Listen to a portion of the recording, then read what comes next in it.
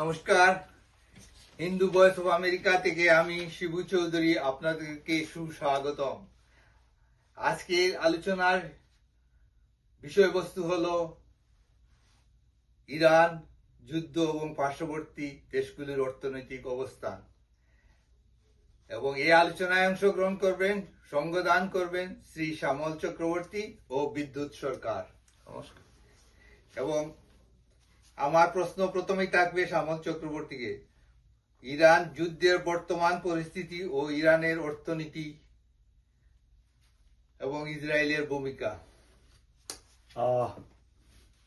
ইরানের অর্থনীতি তো অনেকদিন আগে থেকেই আমেরিকা বন্ধ করে রাখছে।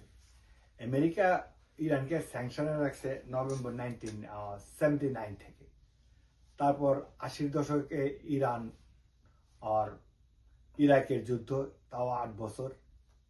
ইরান অর্থনৈতিকভাবে অনেকদিন থেকেই দাঁড় হইতে পারে নাই। তারপর ইরানকে একের পর এক স্যাংশন বলতে গেলে প্রায় 47 বছর স্যাংশনের উপর।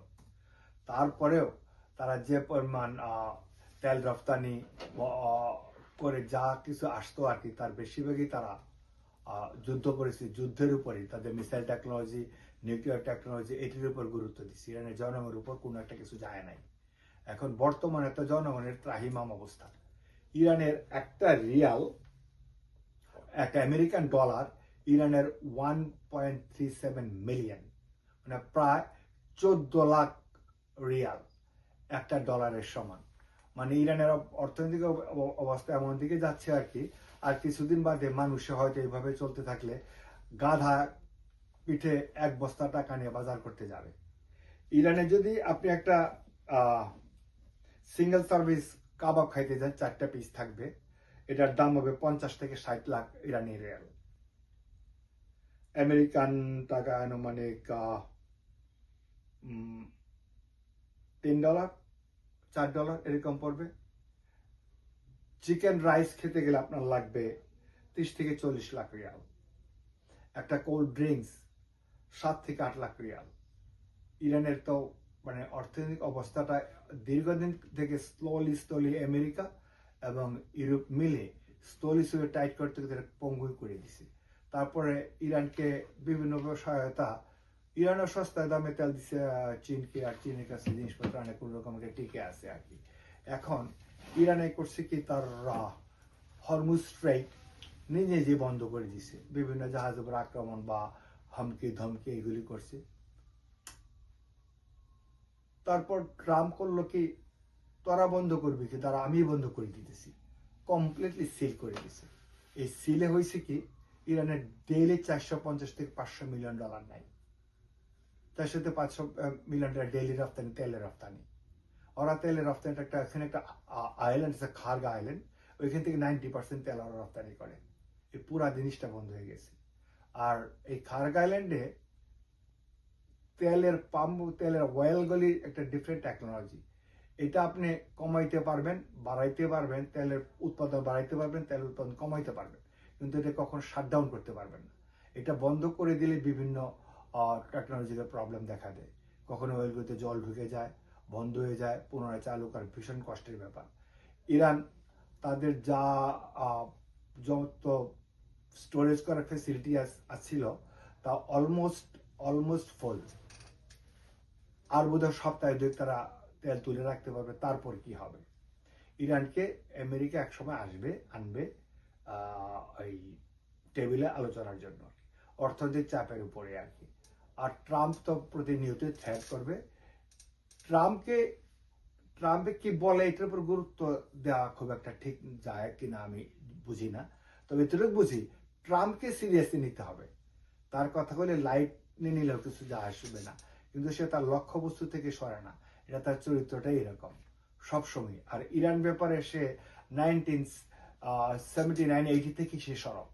প্রথম থেকে সে ইরানের ইসলামিক রেজিমের উপর তার একটা ঋণাত্মক কথাবার্তা বলার অভ্যাস তার সবসময় ছিল। রেগান আমল থেকে সেগুলো শুরু করছিল, এবং আমেরিকান কোনো প্রেসিডেন্ট এটার উপর কোনো গুরুত্ব দেয় নাই। সবাই ইরানকে, স্পেশালি ক্লিন্টন, ওবামা এবং বাইডেন, তারা ইরানকে ললিপপ দিয়ে আপাতত কিছু জিনিস এদিক সেদিক করে সম্পর্ক রাখার একটা চেষ্টা করছে। এবং ওবামার আমলে একটা বিশাল পরিমাণ টাকা ইরানের, যে এটা টাকাটা ইরানেরই, যেটা আমেরিকা আটকে রেখেছিল, এটা ইরানকে ফেরত দেওয়া হয়েছে। এই তারপর থেকে ইরান একদম মরিয়া হয়ে তাদের নিউক প্রোগ্রামের উপর সমস্ত টাকাটাই ঢালছে আর কি। তো এখন ইরানকে অর্থনৈতিক অলমোস্ট পঙ্গু, এটা পঙ্গুই, কারণ যেহেতু ইরানের কিছু যায় আসে না, সাধারণ জনগণের কিছু হবে কি হবে না। আর ইরান এর এই যুদ্ধে সারা বিশ্ব এফেক্টেড, সমস্ত সমস্ত দেশ এফেক্টেড। শ্যামলদা, আপনার সাথে আবার পরে আসবো। এখন এখন ইরান যুদ্ধের পরিস্থিতিতে নেইবারহুডে তাদের আঞ্চলিক কিভাবে অর্থনৈতিক ভাবে বিপর্যয় ঘটেছে সে নিয়ে আলোচনা করার জন্য আমি বিদ্যুৎ সরকারকে বলছি। নমস্কার সবাইকে, হিন্দু ভয়েস অফ আমেরিকাতে আবার স্বাগতম। আপনাদের এই লাইক দেওয়া এবং সাবস্ক্রাইব করার জন্য অনুরোধ করব, যদি আমাদের আলোচনাটা আপনাদের পছন্দ হয়। না, প্রশ্নের উত্তর হিসেবে বলতে চাই, ইরান যুদ্ধে এবং অবরোধের কারণে যে কথাটা শ্যামল চক্রবর্তী বলছেন, যে অবরোধের কারণে ইরানের অর্থনীতি ভাঙে যাবে, কিন্তু সাথে সাথে বিশ্বের অর্থনীতিতে কি প্রতিফলন করবে? সাথে সাথে ওই হরমুজ প্রণালী দিয়ে যেসব দেশে তেল রপ্তানি করতে হইতো সবগুলি কিন্তু বন্ধ। আরব বিশ্বের সৌদি আরব যদি অন্য সাইড দিয়ে কিছু তেল রপ্তানিও করতে পারে, কিন্তু মেজর তেল রপ্তানি করতে হইলে ওই হরমুজ প্রণালী দিয়ে করতে হবে। এখন কথা হইল অর্থনৈতিকভাবে বিশ্বের প্রভাবটা কি। বিশ্বের সমস্ত দেশগুলিতে প্রেডিকশন হইল, যেখানে $80 পার ব্যারেলের তেল ছিল, এটা এখন $95। কালকে মার্কেট ওপেন করার পরে, যেহেতু ট্রাম্প এই আলোচনার থেকে সরে আসছে, সে জেরিদ কুশনার আর দেরকে পাঠাইছিল, ওখান থেকে তাদেরকে রিটার্ন নিয়ে আসছে, তারা পাকিস্তানে গিয়ে আলোচনা করবে না। এই অবস্থাতে কালকে তেলের মার্কেট যাবে $125 up to $125 per barrel. I'm thinking, but by the week যদি কন্টিনিউ করলে এটা তেলের ব্যারেল $200 হইতো বেশি সময় লাগবে না, যদি এই পরিস্থিতি চলতে থাকে। আর তেলের সাথে সাথে যে জিনিসটা সবচেয়ে সারা বিশ্বকে করবে, সেটা হলো সার।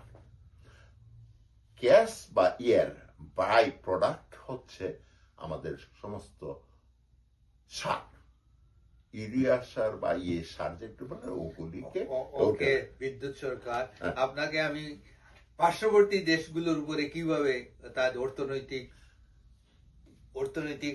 ভাবে ব্যঙ্গে পড়বে পার্শ্ববর্তী, যেমন C6, Tajikistan, Uzbekistan, Afghanistan, Pakistan, এই স্থানগুলা, এই যেগুলাকে আমরা পবিত্র বলে মনে করি, বিশ্বের মানুষ মনে এই স্থানগুলার উপরে কি ধরনের অর্থনৈতিক প্রভাব পড়বে, এটা নিয়ে আলোচনা করার জন্য আমি আপনাকে অনুরোধ করছি। ধন্যবাদ। প্রথম কথা হলো তেল ভিত্তিক অর্থনীতির মধ্যপ্রাচ্যের সৌদি আরব, কুয়েত, ইরান, ইরাক যেগুলি বলেন আর কি, তাদের তো অলরেডি ইনকাম বন্ধ। আর ফুডের আপনার যখন ওইসব স্থানগুলির কথা যেন বলতেছেন, ওদের ফুড বানাইতে হইলে তাদের লাগে, মাছ প্রোডাকশন করতে হইলে ওখানে লাগবে সার। সার যখন যাবে না, তখন ফুডের তো ক্রাইসিস হবে। স্বনির্ভর অর্থনীতি বা ফুডের স্বনির্ভরতা ওদের কোথাও নাই, যার জন্য একটা দেশ আরেক দেশের থেকে ফুড আনতে হয়, ভেজিটেবল আনতে হয়, গম আনতে হয়, এই হইল ইয়েটা। সুতরাং ওইসব দেশগুলিতে অর্থনৈতিক অলরেডি ভেঙে গেছে, এবং পাশাপাশি তেলের দাম বাড়ে। যদি ট্রাক্টর চালাইতে হয়, বিদ্যুৎ পাইতে হয়, বা ফ্যাক্টরি ইঞ্জিন চালাইতে হয়, সবকিছুর মধ্যে গাড়ি চালাইতে হইলে তেলের দরকার। এটা যদি দাম $200 ব্যারেল হয়ে যায়, পার ব্যারেল, তাহলে এটা আজকে যে মার্কেট আছে তার 2-3 গুণ বাইরে যাবে তেলের দাম প্রতি গ্যালন হিসেবে। এখন আমি ব্যাক টু দ্য শ্যামল চক্রবর্তী, আপনার কাছে আমার একটি প্রশ্ন, ইরান কেন ইউরেনিয়াম এনরিচমেন্ট করতেছে? এটার কারণ কি? ওরা ইসরায়েলকে ধ্বংস করে দিবে, না তাদের শিয়া মতবাদকে মধ্যপ্রাচ্যের প্রত্যেকটা দেশে প্রচার করবে, বা বাই ফোর্সফুলি তারা এই তাদের মতবাদকে সৌদি আরব, তার্কি এদের উপরে চাপাইয়া দিবে? না, শিয়া সুন্নির যুদ্ধটা তো এটা শুরু থেকেই, অনেকদিন আগে থেকে এটা নিয়ে আলোচনা করতে অনেক লম্বা সময়ের দরকার।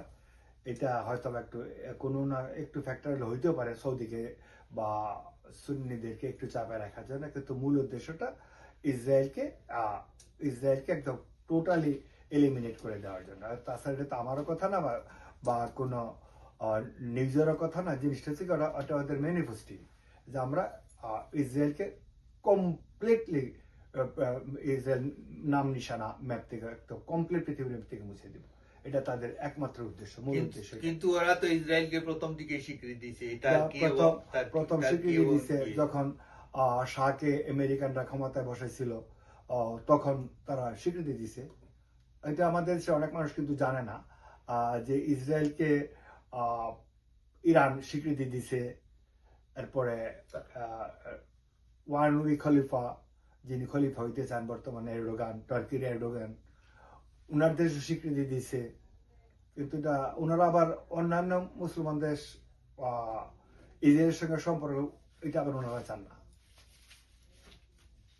আর আপনি 6টা দেশের কথা বলছেন, আমি খুব অল্প সময় বলবো আর কি। 6 দেশের ভিতরে যেমন পাকিস্তানের অভাব হলে পাকিস্তানের জনগণে কিছু এসে যায় না। পাকিস্তানিরা তো অভাবের ভিতর সবসময় আছে। গত 78 বছর ধরে তাদের তারা একটা স্কিল লার্ন করছে, কি করে IMF থেকে একদিন পয়সা নেওয়া যাবে, তারপর IMF থেকে ওয়ার্ল্ড ব্যাংক থেকে সৌদি থেকে কাটার থেকে UAE, আর তারপর আবার চায়না, তারপর আবার আমেরিকা, এক কুল থেকে বসে আরেক কুলে চলে যায়।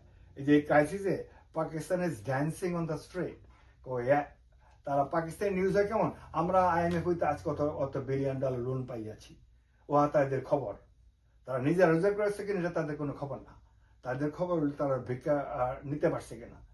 পাকিস্তান একটা সার্টিফাইড ভিক্ষুকের দেশ, আর তাজিকিস্তান একটা সার্টিফাইড, তারা এতে কোনো মাইন্ড করে না। তারা বলে আমাদের একটা স্কিল আছে। তাদের ডিপ্লোমেটদের একটা মাত্রই কাজ যে কি করে লোন না ভিক্ষা। আজ পর্যন্ত কাউকে টাকা তো ফেরত দেয় নাই, লোন হলে কি করে? এমনকি তারা তো সৌদি আরবে হজের সময় তা ভিক্ষুক সাপ্লাই দেয়। পাকিস্তানের সংসদে আলোচনা হয়েছে, প্রশ্নরা সরে যেতেছে। তারপরে আমি যেহেতু টাচ করছে, পাকিস্তানের সংসদে আলোচনা হয়েছে তাদের সবচেয়ে বড় ইনকাম হলো ভিক্ষা, বিদেশি মুদ্রা আর্নেছে ভিক্ষার মাধ্যমে আর কি। হ্যাঁ, তারপরে তাজিকিস্তান বা অন্যান্য স্থানগুলি, এদের তেলের বা ফুডের একটু সংকট দেখা দিবে, কিন্তু তেলের জন্য তারা রাশিয়ার কাছ থেকে তেল, যাদের কাছে নাই তারা পাবে। আর এদের তো অনেকে, আজারবাইজানের কাছে তেল আছে, অনেকের কাছে অনেক তেল আছে, অনেক এনার্জি, অনেক গ্যাস আছে ওদের গ্যাসের। আর তাছাড়া ওদের সঙ্গে পুরোনো সোভিয়েত ইউনিয়নের সমস্ত স্টেটগুলির সঙ্গে রাশিয়ার প্রায় সমস্ত স্টেটগুলি রাশিয়ার একটা সুসম্পর্ক এখনো আছে আর কি। আর বিদ্যুৎ সরকার, আপনার আফগানিস্তানের সাথে পাকিস্তানের বর্তমান সম্পর্ক কি, এ নিয়ে আপনি কিছু বলতে পারেন? আফগানিস্তান থেকে এবং পাকিস্তান এটা জাতিগত শত্রু, আজকের না তো, অনেক দিনের আগের থেকে। আর আফগানিস্তান, এটা তার্কিস্তান, এইগুলির নাম তো খালি স্থান লাগাইছে স্থানের বদলে। যেমন এইগুলি হিন্দু রাষ্ট্র আছিল, হিন্দু আছিল। তুর্কিস্তান, যেটা এটা হলো থান, আমাদের থানের আছে না আফগানিস্তান, এগুলো হিন্দু নাম আসছিল। আফগানিস্তান হইল তোমার রামের আসছিল, মানে ওখানে আরেকটা হিন্দু রাষ্ট্র ছিল। এখন আমি শ্যামল চক্রবর্তী, ইসরায়েলের সাথে কেন তাদের এত শত্রুতা? কারণ এইটা তো ইসরায়েলের আবাস ভূমি ছিল, এইটা প্যালেস্টাইন ইসরায়েলের আদি আবাস ভূমি। তাহলে কেন তাদেরকে তারা এখান থেকে মানে ধ্বংস করতে চায়? ধ্বংস একটা বড় কথা, আর সহাবস্থান একটা কথা। অতএব কেন ওরা ধ্বংস করে দিতে চায়? এই প্রশ্নের উত্তরটা আমি কায়দা করে দিতে পারতাম, এই প্রশ্নের উত্তরটা আমি দিব না। ওকে এই প্রশ্নের উত্তরটা আমি Okay, দিব thank না। আর আফগানিস্তানের ব্যাপারে আপনি বলছেন, হ্যাঁ, সেটা আমি বলি। হ্যাঁ আফগানিস্তান হলো একমাত্র দেশ, যে দেশ 1947 সালের ভারত বিভাগের পর যখন ইউনাইটেড নেশনে সদস্যপদ নিতে গেছে পাকিস্তান, তখন আফগানিস্তান একমাত্র দেশ যে দেশ নাকি পাকিস্তানের রাষ্ট্র মানে সদস্যপদ নেওয়াতে বিরোধিতা করছে। বিরোধিতা। আর তাছাড়া এখন যে পাকিস্তান আফগানিস্তানের সঙ্গে যুদ্ধটা লাগাই রাখছে, এটা হলো ইচ্ছা করে যেন সৌদিতে তার সৌজটা না পাঠাইতো, যদিও সে পাঠাইছে আর কি, যে আমরা তো এখন এই দিকে ব্যস্ত আর কি। মূল কারণটা হচ্ছে এইটা আর কি। এইখানে একটা আবার ব্যাপার আছে, যেহেতু পাকিস্তান একটা সার্টিফাইড ব্যাগার স্টেট, আরব আমিরাত কিছুদিন আগে টাকা দিছিল মানে এটা তাদের ব্যাংকে রাখার জন্য আর কি, আর নাহলে IMF বা ওয়ার্ল্ড ব্যাংক তাদেরকে ধার দেয় না। ওই টাকাটা ফেরত চাইছে, ফেরত চাওয়ার জন্য তারা দৌড়ায় যে সৌদি কোলে বসে গেছে। সৌদি কাছে টাকা নিয়ে সৌদিটা কিছু পাঠাইছে, এক ডিভিশন সৌদি পাঠাইছে, ইকুইপমেন্ট সহ, এয়ারফোর্স সহ পাঠাইছে, আবার কিছু টাকাও পাইছে। ওই টাকা এখন আরব আমিরাতকে দিবে। এখানে একটা মজার ব্যাপার আছে, সৌদির সঙ্গে পাকিস্তানের প্যাক্ট হচ্ছে সৌদিকে অ্যাটাক মানে পাকিস্তানকে অ্যাটাক, পাকিস্তান অ্যাটাক মানে সৌদিকে অ্যাটাক। কিন্তু পাকিস্তান যুদ্ধ করতেছে না, সৌদির তো সারাদিনে ইরানে মিসাইল ছুটতেছে, কিন্তু কিছু করতেছে না। এখন সৌদির পক্ষে যে আমেরিকার পক্ষে যে যুদ্ধ করে, তাহলে ইসরায়েলের পক্ষে পাকিস্তান যুদ্ধ করতেছে, এবং পাকিস্তানকে আমেরিকা ওই পর্যায়ে নিবে, ইসরায়েলের পক্ষ হয়ে যুদ্ধ ইরানের এগেনস্টে যুদ্ধ করুক। তখন পাকিস্তান এটাকে শিয়া সুন্নি কার্ড গেম খেলবে, এই গেমটা পরে খেলবে পাকিস্তান, কিন্তু পাকিস্তানকে ওই জায়গাতে নিয়েই ছাড়বে America. Okay, thank you Shyamal Chakraborty, thank you একটুখানি অ্যাড করি আজকে জয়েনিং এর জন্য। আজকে আর এখানেই শেষ করব, আমরা আগামীতে আলোচনা করব সম্ভবত বাংলাদেশের হিন্দু নেতা এবং হিন্দুদের উপর অত্যাচারের নিয়ে আমরা কাহিনী শুনবো, আমরা বলবো, প্রতিবাদ করব। এবং আমি আজকের আলোচনা এখানেই শেষ করছি, আগামীতে আপনাদের দেখা হবে। যদি ভালো লাগে সাবস্ক্রাইব করুন, শেয়ার করুন, লাইক দিন। Thank you very much. আমাদের এই চ্যানেলটাই হচ্ছে উপমহাদেশ বা বিশ্বের নির্যাতিত হিন্দুদের নিয়ে কথা বলবো এবং বিশ্ব রাজনীতি নিয়ে আলোচনা করবো। Thank you very much. নমস্কার। ওকে, খবর শুনতে কি হয়।